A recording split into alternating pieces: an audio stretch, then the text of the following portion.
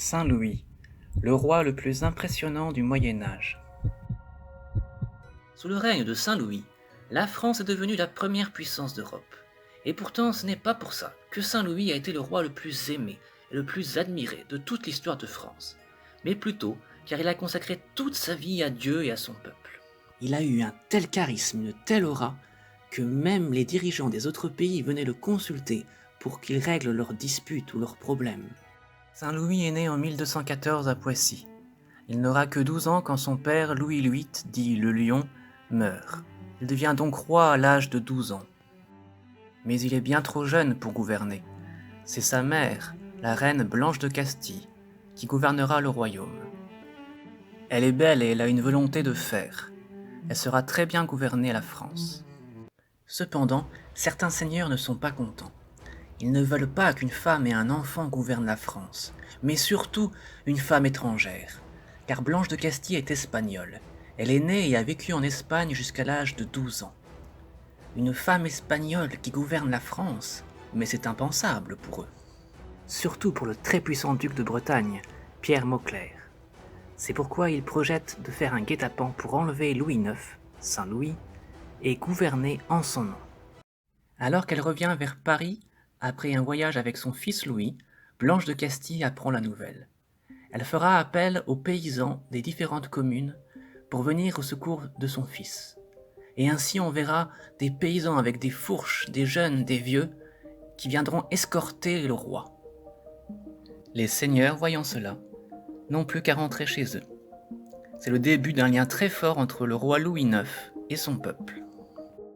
Blanche de Castille parle très souvent à son fils de Dieu. Elle veut qu'il lui donne la première place dans sa vie.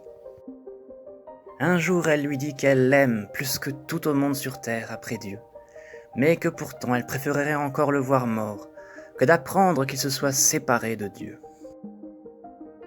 Ainsi, Saint Louis voudra toujours grandir davantage dans l'amitié avec Dieu. Il passera plusieurs heures chaque jour en prière, et se lèvera même parfois la nuit pour passer encore du temps avec Dieu. Une fois roi, Saint Louis fera quelque chose de complètement fou pour un roi. Il recevra régulièrement des pauvres à sa table, et il les servira lui-même comme s'il était leur serviteur. Il soignera même les malades et les lépreux. Saint Louis discute avec eux. Il leur demande de leurs nouvelles. Si un pauvre a par exemple mal à la jambe, Saint Louis en parle à son médecin royal pour qu'il s'occupe de lui. Pour les pauvres, c'est bouleversant. Voici que le personnage le plus important du royaume, le roi, un personnage même sacré, qui s'occupe d'eux, qui les sert, qui se soucie d'eux. Jamais ils ne l'oublieront. Saint Louis fera donc construire beaucoup d'hôpitaux. Il fera tout pour éviter les guerres car il dit « La guerre cause surtout des dégâts pour les pauvres ». À l'âge de 20 ans, il se marie avec Marguerite de Provence. Ils s'aiment énormément et ensemble ils auront 12 enfants, que Saint Louis aimera particulièrement.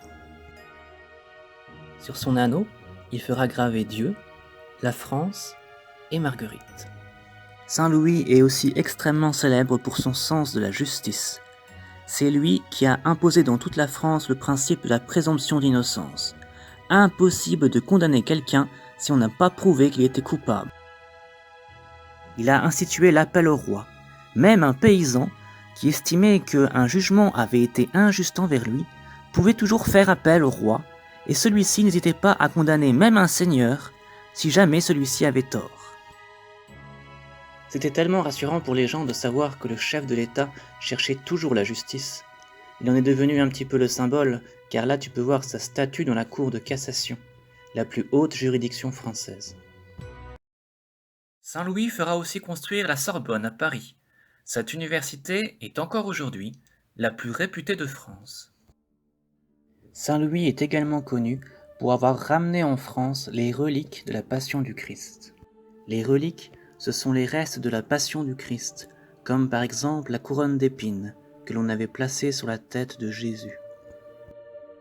Il l'avait rachetée pour une fortune à Baudouin II, l'empereur de l'Empire byzantin qui avait besoin d'argent pour faire face à des attaques. Lorsque Saint Louis apercevra la couronne d'épines pour la première fois, De grosses larmes couleront le long de ses joues, et il dira plus tard que ce fut l'un des plus beaux jours de sa vie. Il la transportera lui-même, pieds nus par humilité, avec la foule qui le suit. Pour abriter la couronne d'épines, Saint Louis trouve qu'aucun bâtiment n'est assez beau. Il en fera donc construire un spécialement, la Sainte-Chapelle, avec 1113 vitraux. Saint Louis détenait lui-même les clés de la Sainte-Chapelle et avait aménagé un couloir depuis ses appartements pour pouvoir y accéder, même la nuit, pour pouvoir aller y prier.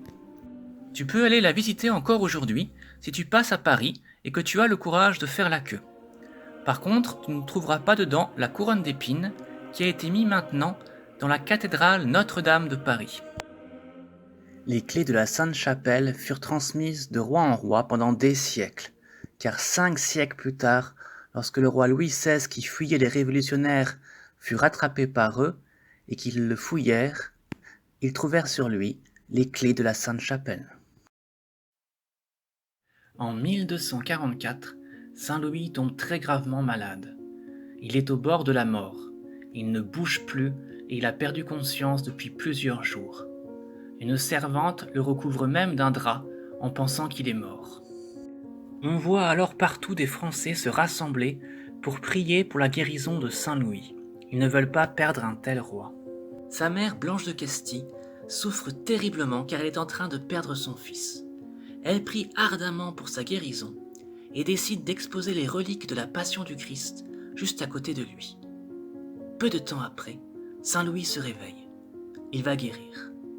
Dans l'entourage de Saint Louis, on parle de miracle. Saint Louis, pour remercier Dieu de sa guérison, fait le vœu de partir en croisade. Nous verrons la suite de la vie de Saint Louis dans une seconde vidéo, Saint Louis et les dernières croisades.